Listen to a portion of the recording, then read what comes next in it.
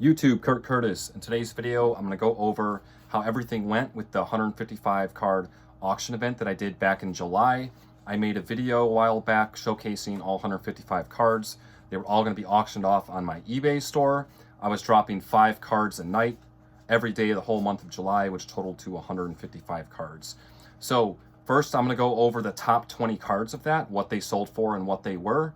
Usually I do top 20 wrestling cards that sold in a month. I skipped a couple months so I can do it for this specific event, and then we'll get back to the monthly after that. And then after that, I'm going to talk about how much I actually made, did everything sell, and just anything else I want to talk about from the event and how it went. So we're going to get right to this. We're going to go over the top 20 cards. None of them sold for over $100. I thought 2 of them had a chance to sell for over 100. They got kind of close but didn't make it. And every one on the top 20 list sold for at least 20 bucks or more. So between the $20 and $100 range is where the top 20 cards landed.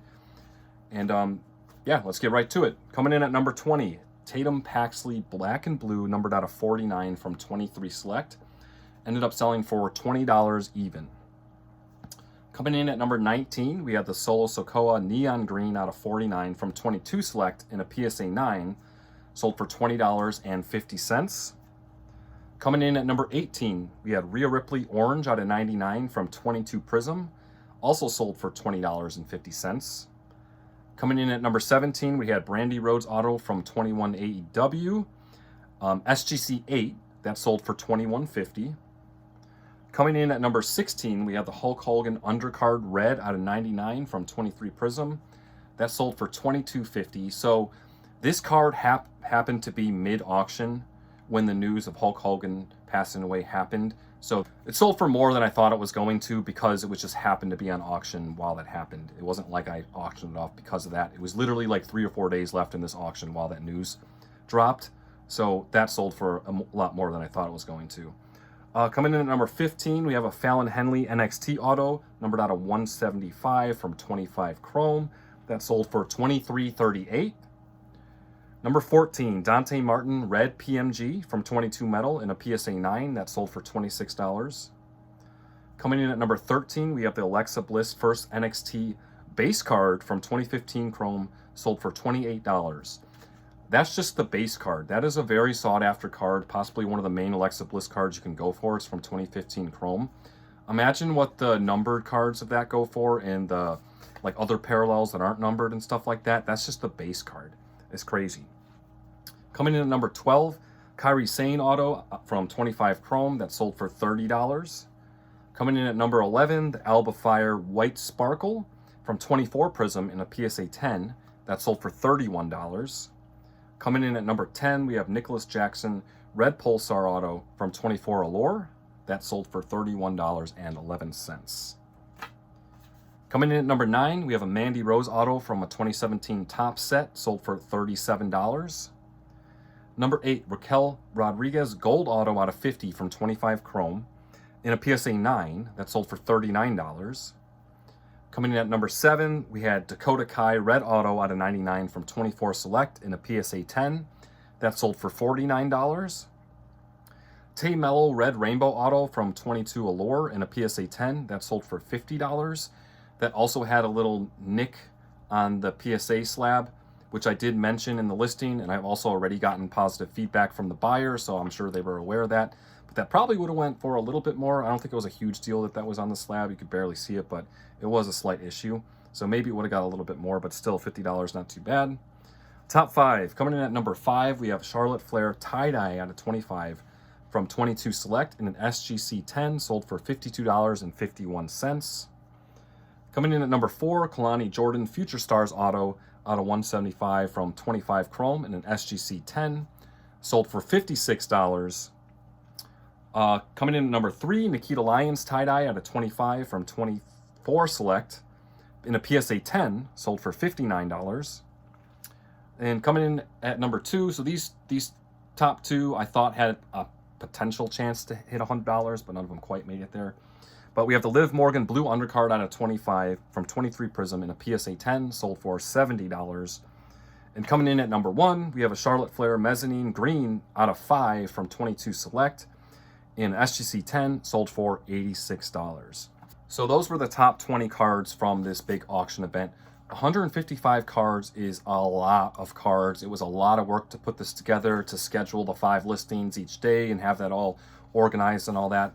It was a lot of work. While I was like setting this up, I was like, maybe I'll do this every month or once a quarter or something like that. Like, nah, it was just too much work. Dropping an extra 5, basically like 5 guaranteed listings or guaranteeing orders to ship every day on top of my already 10,000 item eBay store in between 2 jobs, when I basically have a small window to ship my stuff, it was kind of just too much. I think I will do it again, but not anytime soon. Yeah, 155 cards may not sound like a lot, but it is a ton of cards. And in an auction format, you're most of the time going to get less than if you just put it at a buy it now and patient and wait for the right person to buy it. However, there are certain cards that might be better to do an auction for, like rare stuff of very sought after top wrestlers and stuff like that. Like that, I'm okay with doing auctions for. And I knew that before doing this. I thought, you know, advertising it on YouTube and Instagram might help it a little bit. And I think it did. But yeah, for a lot of cards, I got way less than I thought I was going to get, even in an auction format. And then there were a lot of cards that actually sold for like around or even a little bit more what I had it listed at buy it now previously. I think people seeing it on auction, it kind of lights a fire under them. Like, okay, you have 7 days to make a bid, or this card might not be available because someone else might buy it. Whereas if it's just to buy it now, someone could just add it to their favorites or their watch list or whatever, and then they can just kind of come back to it. They're like, oh, I don't think anyone will buy this. But yeah, so lots of cards sold for way less than I thought, and more than I thought also sold for like right around what I wanted for them anyway. So it is what it is, kind of what I expected. I did have 5, possibly 6 cards like not get a bid, they just didn't sell. So I just relisted those as buy it nows. But yeah, I didn't have anyone not pay. I think eBay now has it's not on everything, but on a lot of stuff it is now. It's where if you make a bid, you have to put in your payment method ahead of time, so it'll automatically charge or whatever. And I don't think it's for everyone yet. I still think it's in a test mode type thing, but that definitely helps, as I didn't have one person not pay for an auction, which usually when I used to run auctions for anything, it was like a coin flip whether a person would even pay with a day or two, you know? So that was cool. But yeah, I did have about 5 or so cards not sell at all, which is fine. I figured most of them, I tried to think that all of them would at least get a bid, but I guess apparently some didn't.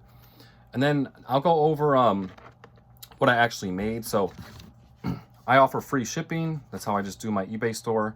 Cards are cheap enough to ship, under $20, and even if it's over, it's just ground advantage. It's not like I'm shipping boxes that weigh multiple pounds. So I offer free shipping. It's also a lot easier for people to buy multiple cards because they don't have to contact me or like hope that it works on the cart if they had multiple things, and then combine shipping.